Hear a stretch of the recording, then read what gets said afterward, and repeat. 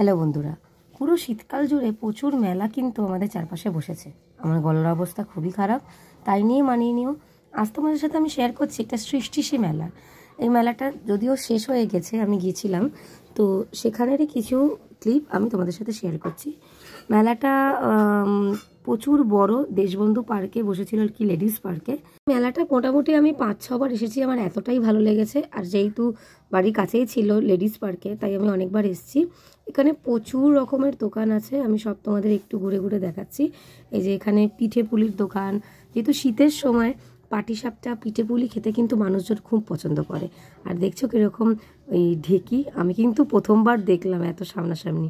যদিও এর থেকেও ভালো হয়, তো সামনাসামনি চাল গুঁড়ো করা এই প্রথমবার দেখলাম।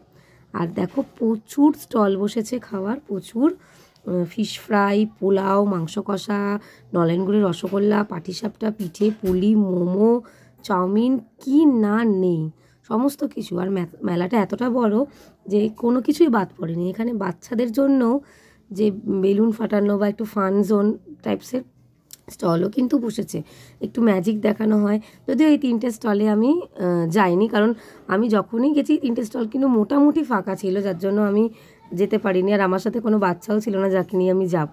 আর এই ফুলগুলো এখানে কেন রাখা আমি জানি না, এটা কি বিক্রির জন্য নাকি শোভার জন্য জানি না, কিন্তু এত সুন্দর লাগছে ফুলগুলো, বলার ভাষা রাখে না। খুব খুব সুন্দর লাগছে ফুলগুলো। তো চলো একটা একটা করে দেখাই কি কি দোকান বসেছে। প্রথমেই দেখো আছে টয়েস এবং কমফোর্ট, প্রচুর কিন্তু দোকান বসেছে, তোমরা একটু দেখো।